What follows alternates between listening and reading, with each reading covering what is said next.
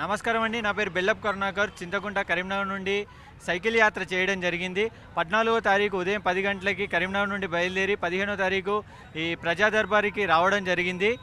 ఇక్కడ నా ముఖ్య సమస్య ఏంటంటే ఈ మహిళలకు ఉచిత బస్సు అనే ఒక ఉచిత పథకాలు అనేది తీసుకురావడం జరిగింది కాంగ్రెస్ ప్రభుత్వం.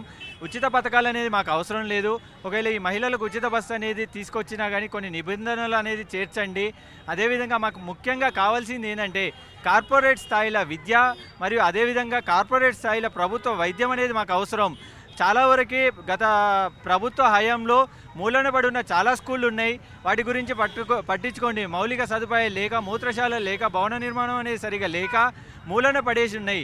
అదేవిధంగా మన ఊరు మనబడి కింద పథకం కింద నిధులు విడుదలైన రాక సమస్యలతో ఉన్నాయి. ప్రభుత్వ హాస్పిటల్ గురించి పట్టించుకోండి. ఆధునిక పరికరాలను తీసుకురండి. దానివల్ల ప్రజలకు మంచి వైద్యం అనేది అందుతుంది. అంతేకాకుండా గత రాజశేఖర్ రెడ్డి హయాంలో విడుదలైన రాజీవ్ గృహకల్ప ఇండ్లు కూడా మూలనబడి ఉన్నాయి. గత ప్రభుత్వం బీఆర్ఎస్ ప్రభుత్వంలో డబుల్ బెడ్రూమ్ ఇల్లు కూడా మూలనబడి ఉన్నాయి. వాటిని నిరుపేదలైన పేదలకు అందేలా చూడండి. అదేవిధంగా విలేకరులకి సంబంధించిన ఇండ్ల స్థలాలు కూడా భూ ఆక్రమణలు జరిగినాయి. వాటిని గురించి కూడా పట్టించుకోండి. మా కరీంనగర్ నియోజకవర్గంలో గ్రానైట్ ఫ్యాక్టరీలు అనేది అధకం. వాటి నుండి వచ్చే దుమ్ము వలన అక్కడ స్థానికంగా ఉన్న ప్రజలకి ఆరోగ్య ఇబ్బందులు ఏర్పడుతున్నాయి. వాటి గురించి పట్టించుకోండి అని ఈ విధంగా స్థానిక సమస్యలతో పాటు విద్యా వైద్యం గురించి కూడా నా పోరాటం చేస్తున్నాను.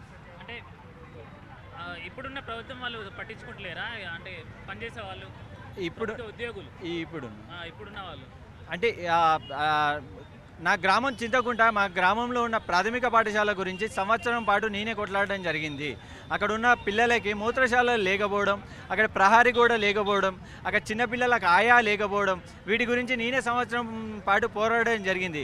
అక్కడ డిఈఓకి ఫోన్ చేసినప్పుడు సరిగా రెస్పాండ్ అవ్వలే.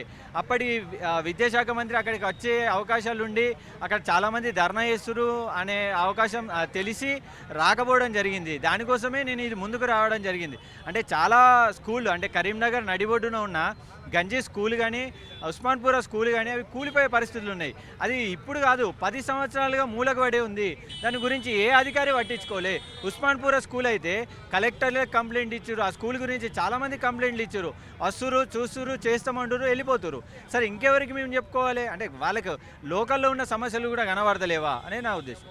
అదే ఏ మున్సిపాలిటీ ఆఫీసర్కి కంప్లైంట్ ఇచ్చారా? మున్సిపాలిటీ ఆఫీస్లో అంటే కలెక్టర్ లెవెల్ వాళ్ళకు చేయడం అంటే స్కూల్ వాళ్ళే చేయడం జరిగింది. అయినప్పటికీ కూడా పట్టించుకోలేదు. అంటే మేము మున్సిపాలిటీ వాళ్ళకు కంప్లైంట్ ఇవ్వలేదు.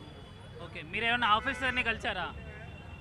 ఆఫీసర్ని అంటే డైరెక్ట్ అంటే డిఈఓ గారికి ఫోన్ చేయడం జరిగింది. అంటే స్థానికంగా కూడా ప్రజాప్రతినిధులు ఉన్నారు. అంటే వారికి కూడా చెప్పడం జరిగింది.